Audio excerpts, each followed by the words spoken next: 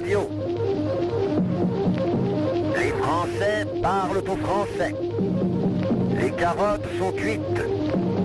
Les carottes sont cuites. Sud Radio Berkov dans tous ses états. La guerre. La guerre. Quand on pense qu'Apollinaire, Guillaume Apollinaire, il avait écrit évidemment en ironie, ah Dieu que la guerre est jolie. Non, la guerre elle n'est pas jolie, elle est sale. Mais la guerre, il y a toujours des explications. Il ne faut pas seulement céder à l'émotion. L'émotion, sans la raison, sans le regard froid, eh bien l'émotion devient totalitaire, il faut le dire. Et ce n'est pas comme ça qu'on avance. Donc, prenons le temps de la réflexion, du sang-froid, mais en même temps, écoutons ceux qui sont sur le terrain, et pas seulement le ministère de la Parole, très loin, assis sur ses fauteuils. Nous allons recevoir Anne-Laure Bonnel, une journaliste indépendante, comme je l'ai dit, dans tous les sens du terme, qui revient du Donbass. À tout de suite. Sud Radio Berkov dans tous ses états. Le fait du jour. On a dit ça, il faut aller plus loin. Qui provoque ? Comment provoque-t-on ça ? De quelle manière ? Si on ne remet pas dans le contexte, on ne comprend rien et on se laisse aller aux choses les terribles qui sont les premières, comment dirais-je, des sentiments, même pas des sentiments, des émotions et de l'instinct, et on sait très bien à quoi ça mène. Anne-Laure Bonnel, bonjour. Bonjour, Monsieur Berkov. Bonjour à tous. Anne-Laure Bonnel, vous venez de rentrer donc en France, après avoir passé combien de temps là, cette fois-ci Oula 3 semaines. 3 semaines, je crois, un truc dans 3 le genre. semaines, d'accord. Il faut savoir qu'il faut du temps pour arriver là-bas. On est parti, je crois, le 23. Oui. Et il y a bien 48 heures le temps d'arriver, etc. Passer les frontières, c'est très compliqué, mais je crois que entre 20 jours, il me semble un truc dans le genre. Enfin bref, c'est un détail. Et donc, on vous a suivi effectivement sur les réseaux, sur ce que vous faites. Vous avez terminé. Alors, si vous me permettez, oui, je vous en prie. Je vais simplement répéter quelque chose que je n'ai cessé de répéter, et c'est fondamental que ce soit audible, oui. Parce que je reçois beaucoup d'attaques sur les réseaux sociaux, donc je ne cautionne pas l'offensive de Poutine, je répète, je ne cautionne pas l'offensive de Poutine. Vous n'êtes pas pro-invasion, absolument. Oui, je la répète pour que ce soit clair, je ne cautionne pas l'offensive de Poutine. D'accord, mais vous l'aviez déjà dit, et le problème, moi, alors je parle à titre personnel, et c'est pas vous qui parlez, je dis simplement que quand on émet les raisons, et je dis ça pour tous les médias et pour toutes les... Quand on parle de quelque chose, si on apporte des informations qui ne sont pas dans le sens d'une des parties, on n'est pas forcément le partisan déchaîné d'une autre partie. C'est terrible, parce qu'aujourd'hui, on ne peut plus... on est dans un manichéisme qui est, pour la pensée, extrêmement néfaste. Vous ne pouvez plus aujourd'hui avoir un discours qui tente simplement de nuancer, sans prendre parti, en restant neutre. C'est tout de même étonnant, et je ne pense pas me tromper. Depuis mon retour là en France, je reprends peu à peu des forces, parce qu'il faut savoir que, et je ne me plains pas, j'en assume les conséquences, on est très fatigué quand on rentre de ce type de zone, à tous les niveaux, mais je vois que maintenant on est en train d'interdire les artistes russes, etc. Enfin, il y a un amalgame qui me surprend énormément. On va en parler, Anne-Laure Bonnel, simplement. C'est pas en mémoire qu'on ait réagi de la même manière avec les artistes américains ou autres après le gouvernement Bush, etc. Donc, non, voilà. je vais vous dire, non mais ça nous entraînerait... Non mais Anne-Laure Bonnel, oui je comprends, ça nous entraînerait effectivement très loin, vous savez c'est allé très loin, puisque l'université à Milan, je ne sais pas si vous le saviez, vous étiez occupé à autre chose, et je vous comprends, a demandé l'interdiction de l'enseignement de Dostoïevski, à Florence ils voulaient déboulonner la statue de Dostoïevski, etc. etc. Ça, simplement je voudrais que là, maintenant, avec un petit recul, et je sais ce qu'a dû être, effectivement, ces 3 semaines, vous nous donniez un peu, non pas une synthèse, mais ce que vous avez vu, ce que vous avez entendu, qu'est-ce qu'on peut dire aujourd'hui de la situation, là où vous étiez? Alors, là où on était, nous, on a constaté des frappes et des tirs dans la zone où nous étions. Nous avons filmé des victimes, ça fera partie du film. Donc je persiste. Il y a eu des tirs et des frappes ukrainiennes sur les civils. Nous les avons filmés. Je les ai photographiés. J'en ai mis certains sur Instagram. J'avais mis des photos bien plus choquantes d'ailleurs quand j'étais dans le Haut-Karabakh. Ça n'avait posé aucun problème. Oui. Aucun problème. Et là, ça a Dans été... le conflit Azérie-Arménie, c'est ça? Absolument, oui, Oui. absolument. Et là, bon, j'ai pas pu montrer ces victimes-là. Donc, on a constaté, on a fait quand même plusieurs villes. Nous sommes allés à Gorlovka, nous sommes allés... tiens, toi qui as une bonne mémoire. Nikolaïevka. Donetsk aussi, vous êtes... À non. Donetsk, Ouais, oui. Donetsk, Alors, oui. Donetsk, beaucoup de civils touchés. Enfin, beaucoup. Je relativise, hein. C'est-à-dire que moi, avec Iliane, on a pu parce qu'on ne peut pas être sur tous les points, hein, évidemment, en même temps, mais on en a filmé de décès 5, je crois. Ouais, plus c'est 6 ou 7. On ne parle pas des blessés, là, on parle des morts. Hein. Oui, d'accord. Voilà. Et en fait, vous avez constaté une population, parce qu'il faut le rappeler, puisque votre premier film sur le Donbass était en 2015, si je ne me trompe, c'est ça? Oui, tout à fait. Voilà. Et en fait, est-ce que cette situation là-bas dure, au fond, avec des trêves, etc. Et là, ça a repris très fortement depuis ces 3 semaines? Alors, déjà, pour revenir, puisque vous me tendez une perche sur Donbass 2015, Oui. il faut savoir que mon travail a toujours été concentré sur les oubliés, hein, les gens qu'on ne voit pas, les D'accord. civils. Ça a été le même traitement pour le Haut-Karabakh. Oui. Je l'ai également fait pour les vrais gilets jaunes, c'est-à-dire ceux qui étaient les premiers sur les ronds-points, etc., pas Oui. ceux qui manifestaient dans Paris. Donc, je m'intéresse toujours à ceux à qui on ne donne pas la parole. D'accord. Bien sûr. Peu importe leur nationalité, ma démarche est d'aller vers les oubliés, et de montrer la fragilité de l'homme au cœur de la guerre. Oui. Ensuite, le départ, je reviens à votre question, le départ pour le Donbass en 2015 repose sur des faits que je vous ai envoyés en pièces jointes. Tout à fait. Il y a bien eu quand même, c'est indéniable, une tension que les russophones ont ressentie à travers des discours qui sont passés dans les médias, à travers ce qui s'est passé à Odessa, à travers l'interdiction de quelques jours de la langue russe, etc., etc., etc. Je rappelle d'ailleurs un rapport d'Amnesty International 2015-2016 sur l'Ukraine, au moment où Petro Poroshenko était effectivement président, et ce rapport d'Amnesty International qu'on ne peut pas qu'on peut pas reprocher une dimensionnalité, en tout cas là-dessus, était assez parlant et montrait tout ce qui s'était passé justement du côté des séparatistes pro-russes et des forces ukrainiennes, et ça a été effectivement très très très très dur. Et puis ce rapport de l'OFPRA sur le 24e bataillon territorial Haïdar. Alors parlez-nous, c'est quoi? Alors je voudrais rajouter également, parce que beaucoup de personnes ne comprennent pas, moi j'ai tenté d'abord je voulais filmer des deux côtés. Oui. Je le répète, je n'ai eu de cesse de le répéter à Libération. Évidemment, ils n'ont pas repris cela dans leur article. J'ai été interdite de territoire pendant 10 ans en Ukraine. Mon but était d'être sur les deux fronts. Ils ne m'ont pas donné l'autorisation. Là, j'ai reçu encore des invitations par SMS me disant « viens à Kiev, etc. etc. » Tout ça, évidemment, je peux le prouver. Hein. Je peux vous montrer, vous envoyer les pièces. J'ai simplement demandé une lettre officielle du président assurant ma protection, puisque je risque 10 ans d'emprisonnement ferme et des menaces du bataillon Azov. On m'avait promis ces lettres, elles ne sont jamais arrivées, monsieur. D'accord. Alors, dites-moi, juste pour comprendre, ce bataillon Azov, comme le bataillon Haïdar, c'est quoi exactement?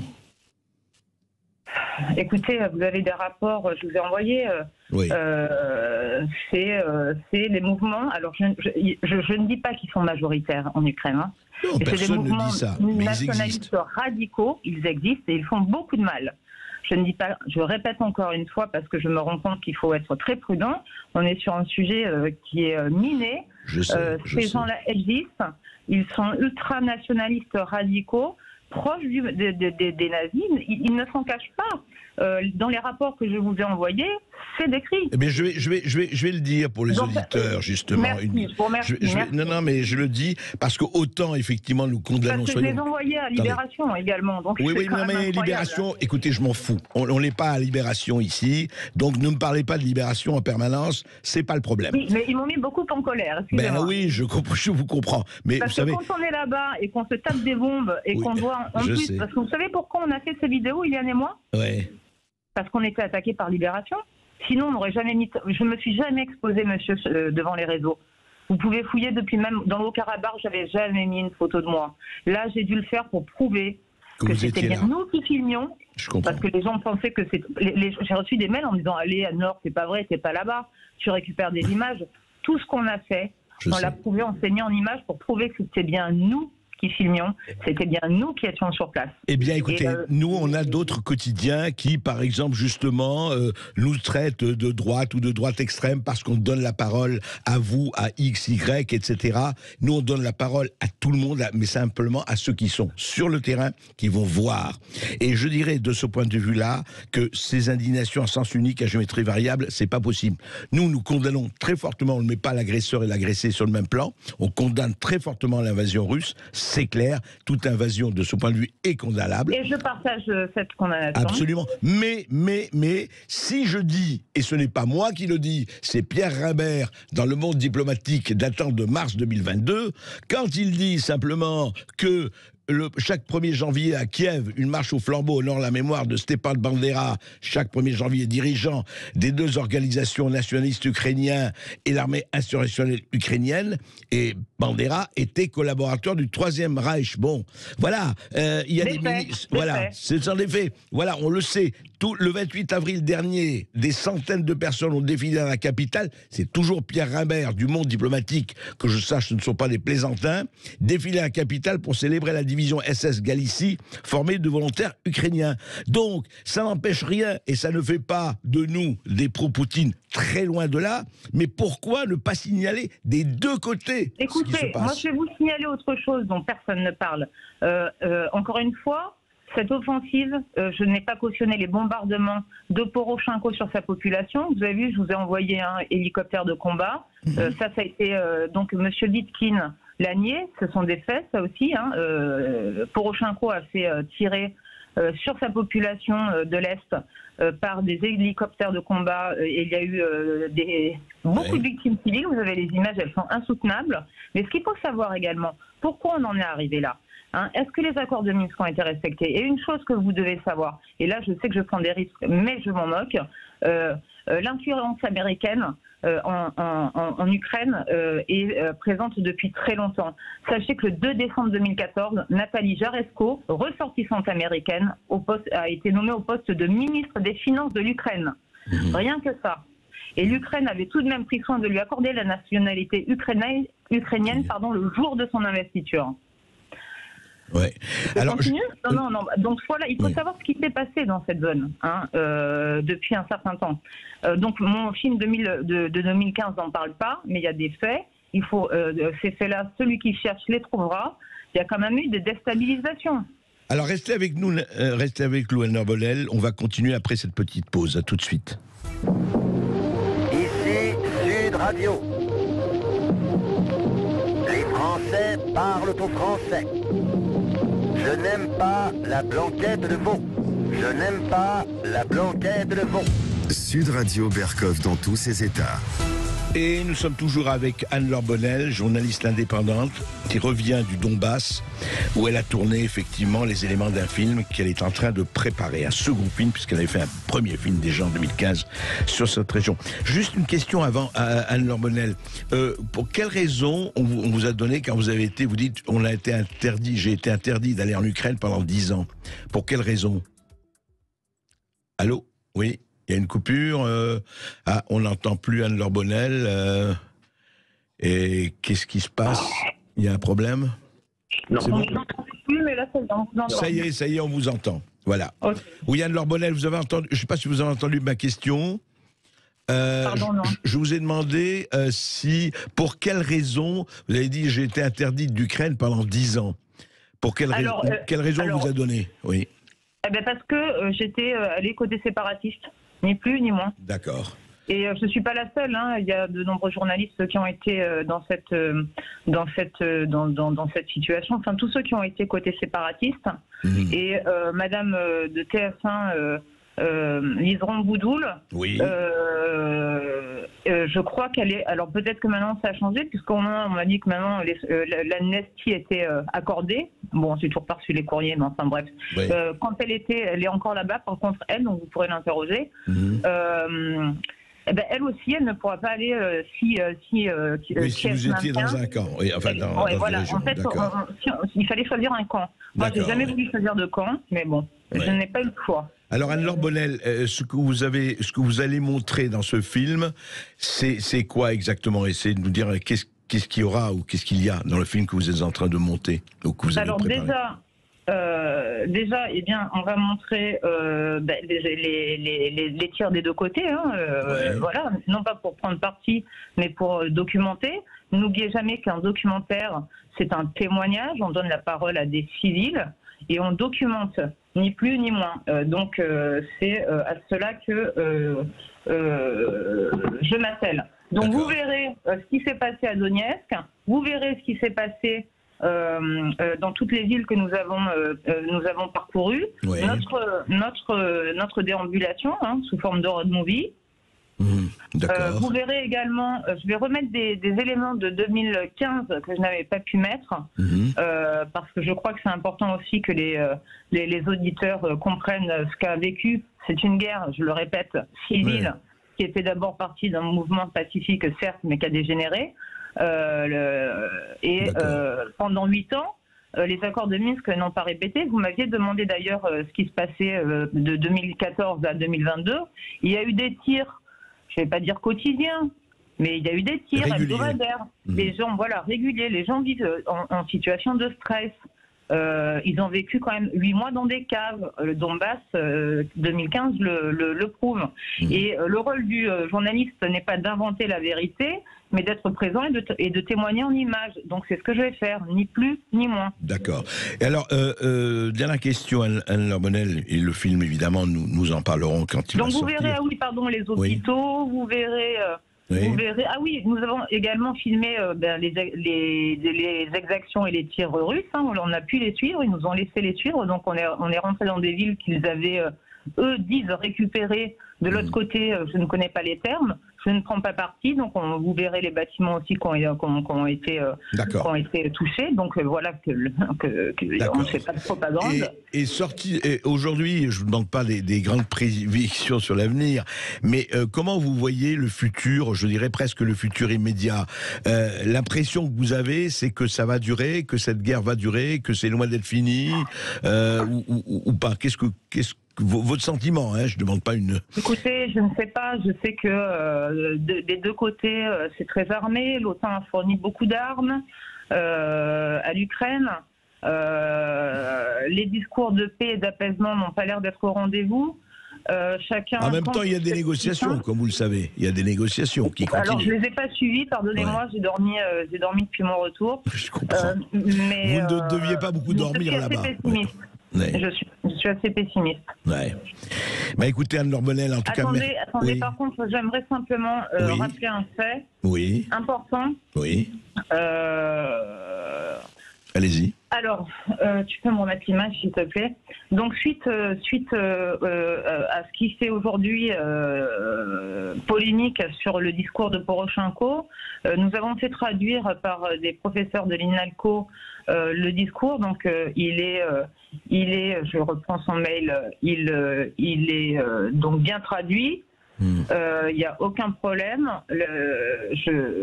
Vous parliez du discours, attendez, là où il disait on va pas s'occuper d'eux, on va pas leur enseigner, on va pas les... C'est ça?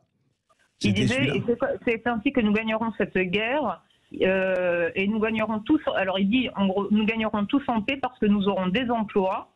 C'est ça, et vous n'en aurez pas. Nous n'en aurons pas. Nous aurons un soutien pour les personnes, tout à fait. Nos enfants vont aller. Attendez, une dernière chose. Il faut noter quand même que que le 15 jours après ce discours à Odessa, le 7 novembre, l'Ukraine arrête le paiement des retraites dans les deux républiques. Ah d'accord. Parce que vous nous aviez parlé du discours de Poroshenko déjà, là, on en avait parlé. Donc les retraités ne reçoivent plus leur pension et s'ils veulent récupérer leur pension, ils sont obligés de traverser une frontière qui est totalement bloquée pour aller à Kiev. Il faut savoir que ces frontières étaient infranchissables. Les médecins ne sont plus payés, il n'y a plus les banques sont fermées et là. Aujourd'hui encore. Non.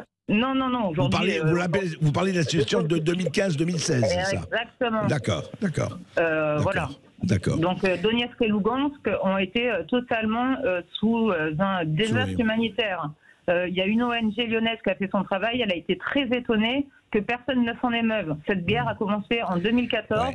Aujourd'hui qu'on réagit, c'est un peu trop tard. Pourquoi les accords de Minsk n'ont pas été respectés? On le sait. À qui la faute? Mais vous savez, quand j'ai dit ça à une journaliste d'un quotidien, j'ai dit, mais dites-moi, vous ne dites rien, pas seulement sur le Donbass. Qu'est-ce qu'on a dit sur, effectivement, on a fait beaucoup moins sur le Haut-Karabakh, mais, quand on parle du massacre des Yéménites par l'Arabie Saoudite et de la Libye, etc., les grands massacres. Il y a 200, environ 200 guerres par an. Oui. Lesquelles sont médiatisées et pourquoi elles sont médiatisées? Moi, je pose simplement la question. Absolument. Voilà. Et alors, il y a des victimes des deux côtés, ça, évidemment. Mais on est d'accord. Mais Anne-Laure Bonnel, vous savez ce qu'on m'a répondu? Vous savez ce qu'on m'a répondu? On m'a répondu, je vais vous dire, parce que c'est ça le fond du problème. On m'a répondu, elle m'a pas répondu, je ne généralise pas. Oui, mais vous comprenez, c'est le facteur humain par kilomètre. Plus c'est loin, moins ça intéresse les gens. Voilà ce qu'on m'a répondu, c'est très joli. J'ai dit, ah oui, d'accord. Si on massacre à 10 000 kilomètres, ça n'intéresse personne. Évidemment, à moins. Alors, je lui ai dit simplement, à partir de quel kilométrage les victimes sont considérées. Voilà, c'est juste un mot en tout cas. Vous savez, ce qui est terrible, c'est qu'à la télévision, tout ça, c'est des stats. Quand vous êtes sur le terrain et que vous les voyez, les victimes, certains se sont dit, oui, elle est émue, allez-y sur le terrain, allez voir ce qui se passe quand les gens vous pleurent dans les bras. Vous allez comprendre ce que c'est la guerre. La guerre, c'est horrible.